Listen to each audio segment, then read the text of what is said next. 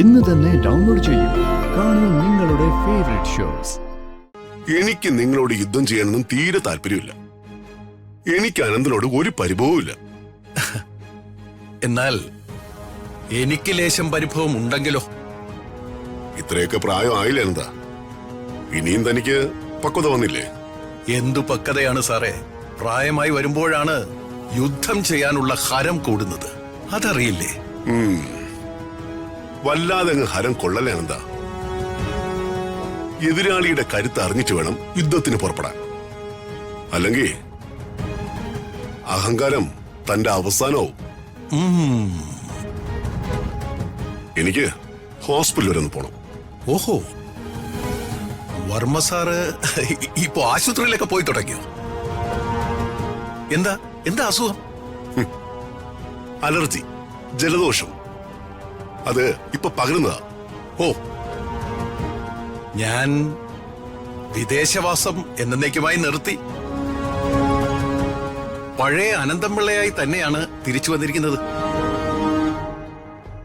ഒരു പാർട്ടിയിൽ തന്നെ നിന്ന് ബദ്ധ ശത്രുക്കളായി പണ്ടത്തെ പോലെ ഒരു പട വെട്ടണ്ടേ വർമ്മ സാറേ? ആ കണക്കുകളൊക്കെ തീർക്കണ്ടേ വർമ്മ സാറേ? ഇതിനുള്ള മറുപടി ഞാൻ ആദ്യമേ തന്നെ തന്നു കഴിഞ്ഞു. വെല്ലുവിളികളൊന്നും പ്രതാപവർമ്മ നടത്താറില്ല. ഞാനേ പ്രവർത്തിച്ച് കാണിക്കാറേ ഉള്ളൂ. അനന്ത, പ്രതാപവർമ്മ അത്തരം ബാലിശമായ കാര്യങ്ങളൊക്കെ എന്നേ നിർത്തി. അടുത്ത തെരഞ്ഞെടുപ്പിൽ പോലും ഞാൻ മത്സരിക്കാനുണ്ടാവില്ല. അങ്ങനെ പറയല്ലേ വർമ്മ സാറേ? ദുര്യോധനനില്ലെങ്കിൽ ഈ ഭീമന്റെ പ്രസക്തി എന്ത്? അവരോടൊന്നും തന്നെത്താൻ ഉപമിക്കലേ അനന്ത. ഓ, അവരൊക്കെ ആര്, താനാര്? ഈ ചന്ദ്രൻ ഉദിച്ചു നിൽക്കുമ്പോ അത് നോക്കി നായ കുരയ്ക്കുന്ന പോലെയാ.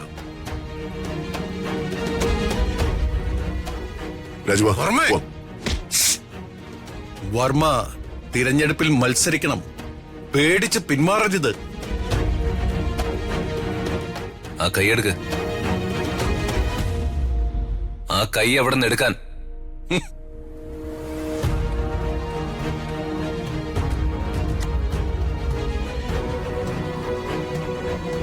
തോളത്ത് കൈവച്ചുകൊണ്ടുള്ള സംസാരം വേണ്ട. താൻ ഇയാളുടെ പിയൊക്കെ ആയിരിക്കും. പക്ഷേ ഇടവട്ടം അനന്തംപിള്ള നിൽക്കുമ്പോ ഒരു 10 അടി അങ്ങ് മാറി നിന്ന് സംസാരിക്കണം.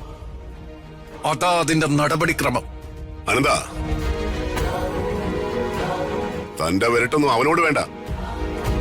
രാജു എന്റെ പിയെ മാത്രമല്ല, എന്റെ മരുമകൻ കൂടിയാ. മകളുടെ ഭർത്താവ്.